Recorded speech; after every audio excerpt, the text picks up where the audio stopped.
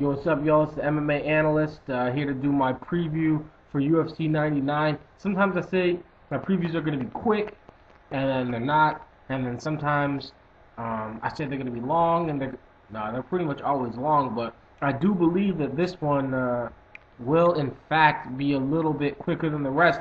I'm basically going to run through them and then cover the main few fights that I wanted to cover. It's been real busy. Chase is the man, putting together all types of good stuff. Of course, we've got MMA XL Radio. We had some issues, you know what I mean, for those who were available, and for those who tuned in on Sunday, we had some issues. Our show was on Stick'em at the time. Stick'em didn't stick.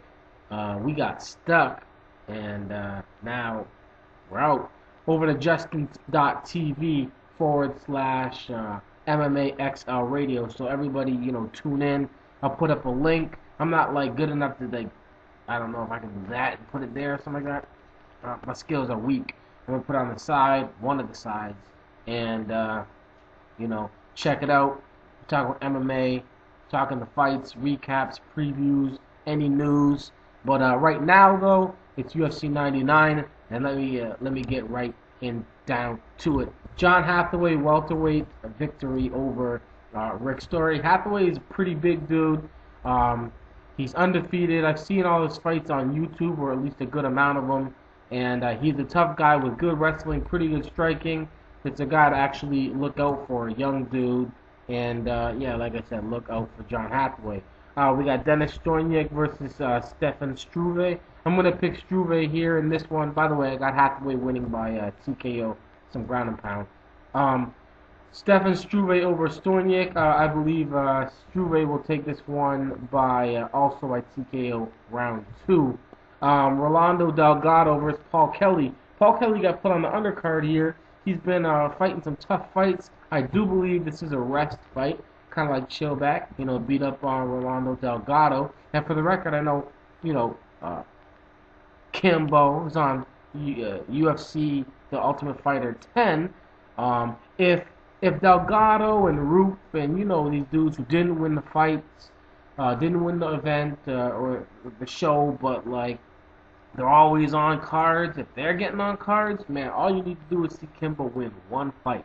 If Kimbo wins one fight, then you'll see Kimbo in the UFC for at least 3 fights. He's gonna come in, do something, and then if he gets his ass whipped, Dana White will cut him and say, we told you. Or, he'll come in and, do all right, and then they'll give him another fight. People want to see Kimbo fight, you know what I mean? Dana would love to see Kimbo do well. I'm going to do a whole Kimbo video, believe me. It will get done. I'm just waiting for, a little bit more time, waiting for this stuff to subside. And, but like I said, if we keep seeing Roop and Delgado and these other dudes, you're going to see Kimbo. But anyways, I got Paul Kelly absolutely destroying Delgado. Let's go knockout. Paul Taylor versus Sabota. Same thing with Paul Taylor. Tough fights. You know what I mean? We're fighting over there. Basically, Marcus Davis, Paul Taylor. These guys are fighting each other, acting fools. Both these guys ended up on the undercard, given what I believe to be chill-out, relaxed fights. I have Paul Taylor winning this one, either by unanimous landslide decision or TKO. Dennis Seaver over Dale Hart. To be honest, I'm not really sure what's going to go on here. Dale Hart, for those who don't know, is the one who Corey Hill busted his shin over. So, we don't know much about him except for don't kick his shin. Don't kick Dale Hart. Don't kick him, because that'll be the biggest mistake in your life. Don't do that. And he was fighting Dennis Seaver. I'm gonna pick Dennis Seaver in this fight. You know what I mean? Sure. All right. Next, we've got home dude Terry Edom versus Justin Buchholz. I'm gonna go with Terry Edom here. Although Buchholz is he's a pretty half decent fighter. But yeah, I'm gonna go with Terry Edom. Buchholz was actually the champion of like the Alaskan Fighter or Alaska Fight Championships or something crazy where it's real cold and real deserted. But yeah, I'm gonna pick Terry Edom by that in that fight there. But that should be probably a split decision. I'm gonna say split decision for Terry Edom. Okay, so then we got the main card. Let's just get right down to what I see in front of me. Mirko Filipovic, that's Krokop, of course, fighting Mustafa Al-Turk. Mustafa Al-Turk, the last time you saw him, you didn't see much of him. Basically, Kongo decided and just absolutely decimated dude's face. He showed showed some good takedown defense against Al-Turk, who's supposed to be a pretty good grappler. He did some pretty good stuff. I think it was, I don't know if it was Abu Dhabi, or I don't know what it was, but basically, I don't think it was Abu Dhabi, but he had some grappling experience and he did pretty good in the European, in the European side of it. But he couldn't do much against against Kongo. Now he's being put up against Krokop. Krokop's coming back. We obviously know, he was the dude from Pride. He did some stuff in K1 before that. Came over to the UFC. He fought Beetlejuice, beat him quick. Then, after that, they gave him Gonzaga, who at the time people really didn't know what Gonzaga was about. They knew he was a jiu-jitsu guy. Anyways, got his face smashed on the ground with some elbows. Stood up, got his head kicked off. Then he fought Kongo. Kongo used his patented special power move, the knee to the balls, and I think he broke a rib too, or something crazy like that. Anyways, Dana White was like, "You can go." Krokop was like, "Peace out." Went over to Japan, fought Mizuno, a little Asian dude. Shouldn't even been in that fight. Beat him real easily. Then his next fight, I believe, was against Overeem. Overeem got some training from Kongo. To be completely honest, Overeem was whooping his ass that whole fight, but he still got some input from Kongo. Need him. Fight was over. I guess his ball got pushed up in his stomach or something like that. They found the ball. They found the ball. He went in, fought. They fought big dude, Yao Ming. Fought Yao Ming. Broke Yao Ming's knee all up, and I know I'm saying Yao Ming. Broke his knee all up, and now he's back. They're in Germany. The UFC, I believe, is in trouble in Germany right now. They didn't have a headlining event that they needed. They needed somebody that the Germans could, I don't know, that the Europeans could love. So they went out, they got Krokop. Krokop's back in the UFC. Krokop says, like he always says, I'm back, I'm training, I'm better than ever, I'm doing my thing. We will see. Krokop should win this fight, and he should win it devastatingly. That's the only pick you can go with. Yes, Al-Turk has ground game. He has some takedown abilities. If he can take Krokop down, well, then maybe we'll see. But Krokop, he got his surgeries handled. He's been training properly. I saw the video online. He said he's down and he's ready to handle business. So if Krokop shows up, this should be a massacre. It should be a devastation of epic proportions. The thing that they brought Krokop into the UFC in the first place for. But we will see. I'm picking Krokop by first round, late in the first round, death. Alright, Kyle Uno versus Spencer Fisher. Kyle Uno also back first time in a while. We all know Kyle Uno. Spencer Fisher, he's been kind of like a mid-range guy in the UFC. He's got wins recently over Shannon Gergety and Jeremy Stevens. He's lost to the best guys he's faced, Frank Edgar, Hermes Franca. He actually beat Matt Wyman by flying knee, beat Dan Lozon.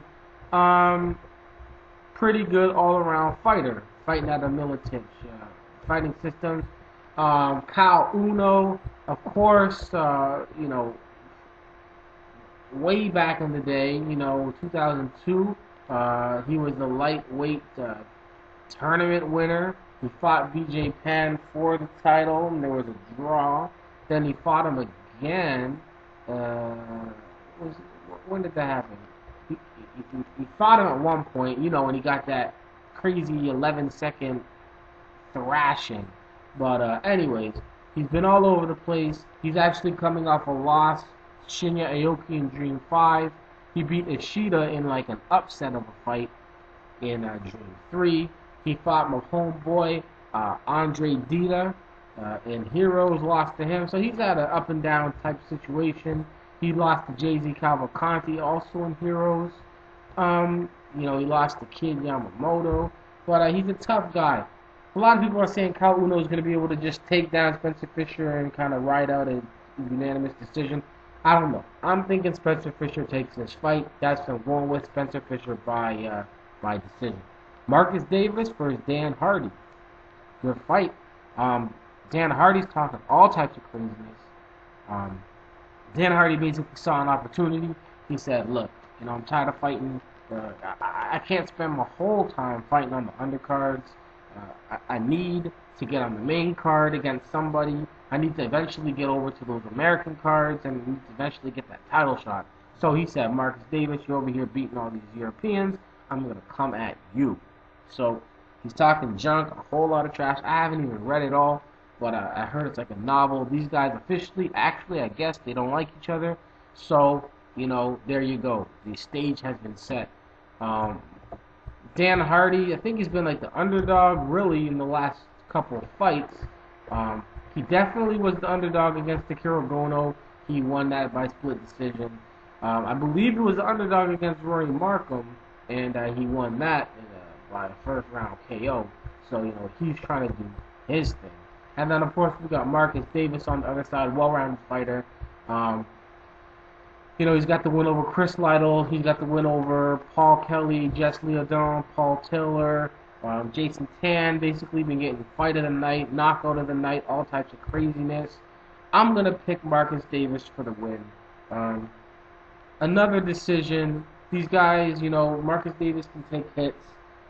Dan Hardy, you know, I'm believing it's going to be a 3-round stand-up, let's say, war.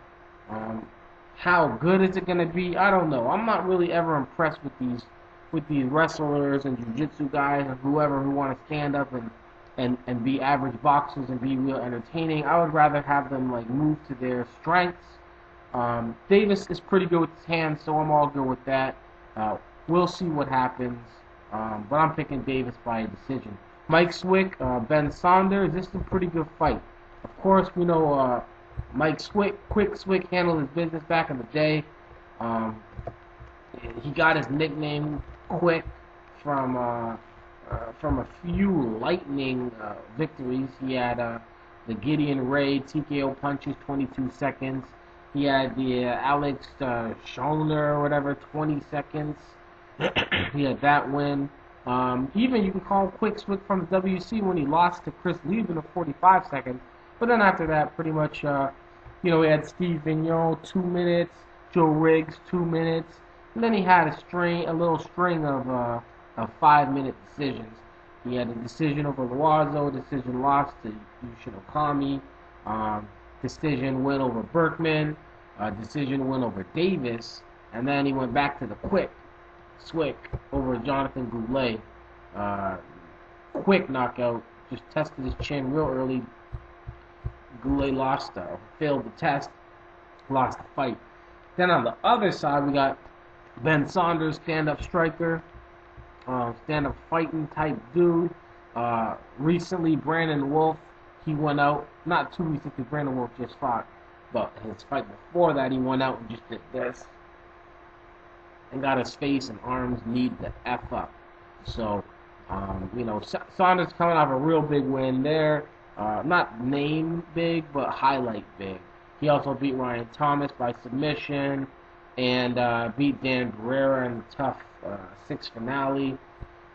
That's about it for that. But I'm going to go with Mike Swick here. I just believe it'll be too much, too fast.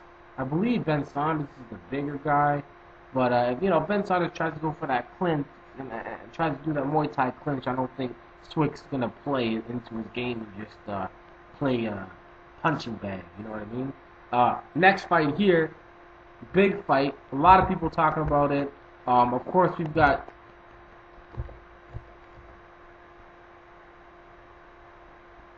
I can't actually straighten my arm. I got arm barred. I can't straighten it. Haven't been able to since August 2008. But anyways, of course, I'm talking about Kongo against Cain Velasquez. Kongo, he's talking a whole lot of foolishness, man. Just when I was starting to get on this dude's side, like, you know, I'm starting to feel Kongo. You know, at first I was like, you know, the guy doesn't know how to ground game. He doesn't know takedown defense. His jiu-jitsu is non-existent, obsolete. He's terrible, but he's a pretty half-decent striker. Then he came out, starting to improve. Definitely on the takedown defense. Definitely he's starting to improve on the ground and pound. He definitely got the pound part correct in his last 2 fights. So I'm like, wow, you know, Kongo. Then after the fight, he used to be like, I want the title shot. I am the greatest. And just say all types of crazy stuff. But he started to be more respectful. And, you know what I mean? Like I said, I don't mind if people are disrespectful. And I don't mind if they're cocky as long as they win. And you can't lose to Carmelo Marrero and be that dude. So, you know what I mean? Like, I was like, you ain't that dude, so stop trying to be that dude. But then he started to be respectful. He started to win. It was all coming together. And then now, he F's it all up, talking about Fedor needs to come to the UFC to prove himself. Talking all types of craziness. Now he says he's the best heavyweight in the UFC division, which is not true.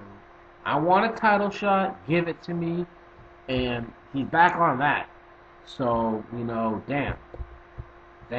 So, you know, he has a win over Anthony Hardonk. Mustafa Al-Turk, both those dudes got TKO elbowed for life. Dan Evanson, he beat him. But really, Dan Evanson, Mustafa Al-Turk, those aren't the dudes. Krokop, he's the dude, but Herring was one of the worst fights of all time. So you're only 3 fights, you know, removed from one of the worst fights I've ever seen.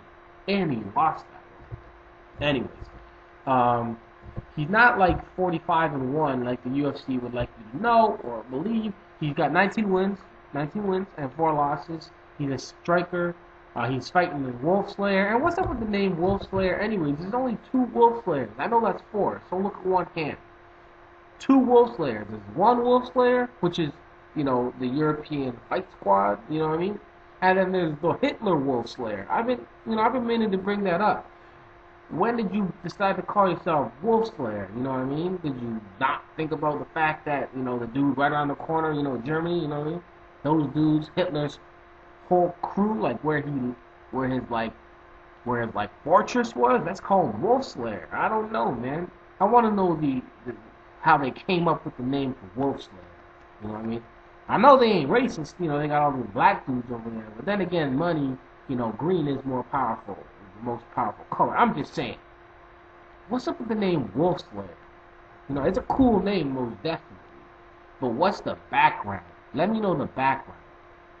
What's up with Wolf Slayer? Anyways, and I told you, all I thought it was going to be quick, but it's not. You know what I mean? So it's officially not a short video. There you go. He's fighting Cain Velasquez. Cain Velasquez, a lot of people saying he's overrated. A lot of people saying he hasn't done much in the UFC. And to be completely honest, he hasn't done much in the UFC. But what he has done is he took out Brad Morris in 2 minutes.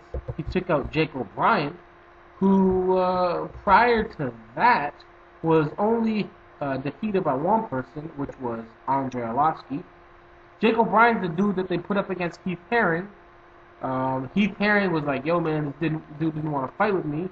And then when it was time to try and give Andrei Arlovsky a loss on his last fight, they set him up with Jake O'Brien because Jake O'Brien's a boring wrestler. So Jake O'Brien is a talented wrestler, a strong guy, and he's hard to beat. Andrei Arlovsky did it in 4 minutes and 17 seconds. Cain Velasquez did it in 2 minutes. And sorry, that's 4 minutes and 17 seconds in the second round. Cain Velasquez did it in the first round and did it real easy. So then he went up and beat Stoynic in 2 minutes. He's finished all of his fights. He's the true I finish fights man. 5 fights, 5 by knockout. He's got a pretty good stand-up. He's got vicious ground and pound. And I don't know what the lines are on this fight, but if Cain Velasquez is the underdog in this fight, I'm not going to tell you what to do, but I'm going to say I will put some money on Cain. I'm picking Cain Velasquez for the win. I don't think this fight's going to stay on the feet for long. Cain's got some power in his hands. I could be completely wrong about the dude. This is definitely his biggest test. Czech Kongo is no joke. No matter how many jokes I may make, he's no joke. He's big, he's tall, he's black. I don't know what the black part had to do with it, but it just looks scarier than the average dude. You know what I mean? You got a big, strong dude over here, and you got a big, strong black dude over here. It's kind of like, I don't know. You know what I mean? But, anyways, he's chiseled. You know what I mean? Maybe I should have went there, chiseled. But I'm going to pick Cain Velasquez. We've got, the Black Pride against Cain Velasquez, Chess Brown Pride. And everybody, don't get crazy about, well, why can he say Brown Pride and why can't White Pride say White Power and stuff? Just for the record, Brown Pride had nothing to do with the death of, hundreds of thousands of people, and White Power comes from, the Nazis, which had to do with, 6 million Jews dying and, however many million other people that they, don't always say in the stats right off the bat. So Brown Pride, I'm pretty sure it's just some Mexican stuff saying Brown Pride, you know what I mean? And I'm all for everybody's pride, you know what I mean? But there's certain ones that it's just you can't really put it on a tattoo anymore because people messed it up before you know what I mean? I'm all for White Pride, but unfortunately some other people are also for White Pride that are also about trying to hang people and lynch people, which is the same thing, and gassing people and stuff like that. Anyways, alright, I'm picking Cain Velasquez. And main event, I think it's the main event, Rich Franklin, Wanderlei Silva. Rich Franklin, we know who he is. He basically beats up everybody that isn't named Lyoto Machida and Anderson Silva, and then more recently Dan Henderson. Everybody else has pretty much handled his business. Matt Hamill, Travis Lutter, Yushin Okami, Jason McDonald, Dave Loiseau, Nate Corey, we all know that. Ken Shamrock, terrible, terrible fight for Ken. But anyways, but we all know what he's known for most, which is getting his nose reworked, twisted up, all types of craziness. I don't know what that was, but he got his face smashed twice by Anderson Silva. He just lost a close fight that he believes he won, but I do believe he lost to Dan Henderson, and now he is fighting Wanderlei Silva at a catchweight. We know what Wanderlei Silva is down for. He's down for, that means back in the day, clinching you up, stomping you, doing whatever, being vicious, being violent, no prisoners type fighting style. And unfortunately, since he's come to the UFC, I haven't really seen him kicking much, haven't seen him clinch. I saw him knock Chuck down and then say get up. So I don't know really what's going on with Wanderlei Silva. I would say, maybe he's gonna get the clinch, get back to that work, because if you can get Rich Franklin in that clinch and you're a strong Brazilian, you could probably do something. I don't think it's gonna happen. I think this fight's gonna look a lot like the Chuck Liddell fight, minus the Wanderlei getting smashed in his face a whole lot. I think that Rich Franklin's gonna keep his distance. I think he's gonna be able to tap his face up, and I think he's gonna win a 3-round decision. Yes, if Wanderlei Silva does hit at any given time with that powerful Wanderlei Silva punch, well then yeah, this fight could be over. But ever since he decided to just do this, ever since he decided I'm not gonna do this, I'm not gonna do this, I'm not gonna do this, I'm not gonna kick, I'm just gonna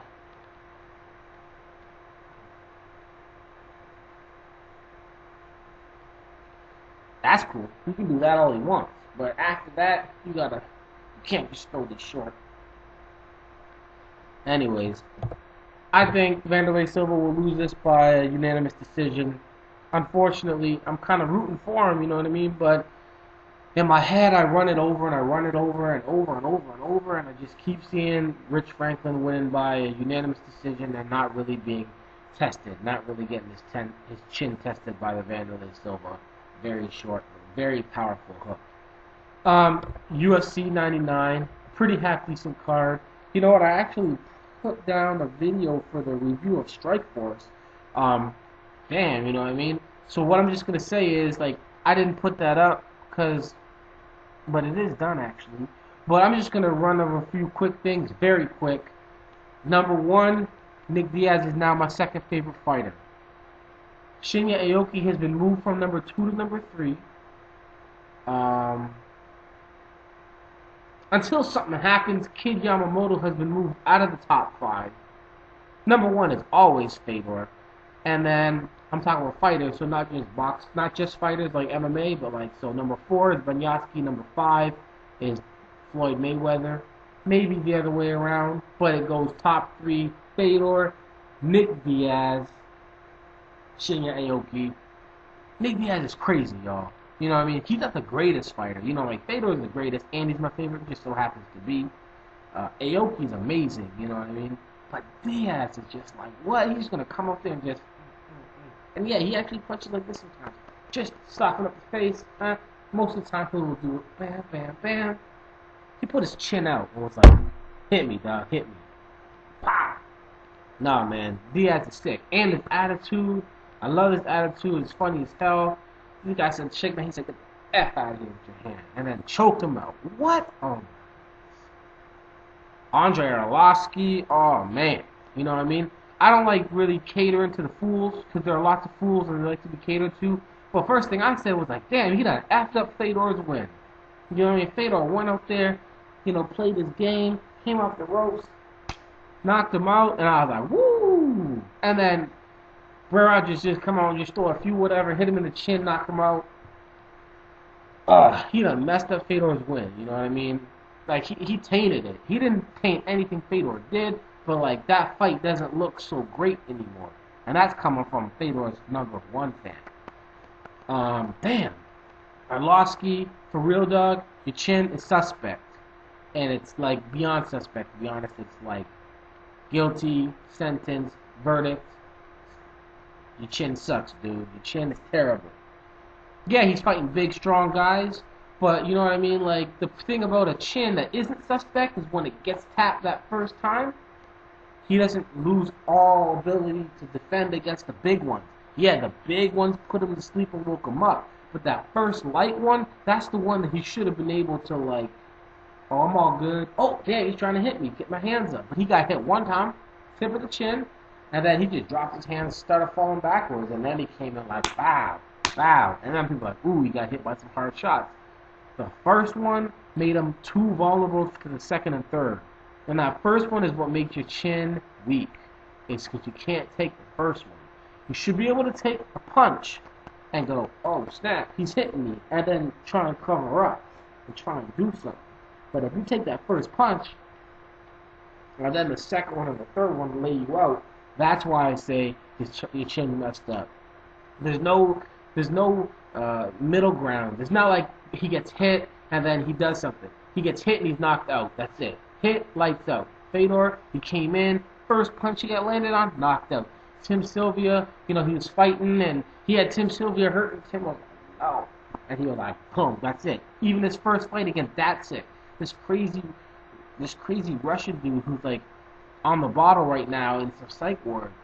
He was whooping his ass for like 15 minutes, man. 15 minutes. And then at the end of the fight, Datsik landed his first punch. Boom, out cold. So yeah, chin's messed up, damn. Jake Shields, congratulations. I had actually picked that one. I picked a lot of these fights, but Kevin Randleman tried to do his thing. You know what I mean? Couldn't get it done. But yeah, UFC 99, Strikeforce was great. UFC 100 is right around the corner. Kimbo's on tough. Rashad versus Rampage. Shogun versus Machida. Oh, you know, Randy versus Nogueira. Fedor versus Barnett. Yo, MMA is getting nasty, y'all. It's crazy. It's interesting. It's happening right now, and it's important. Peace.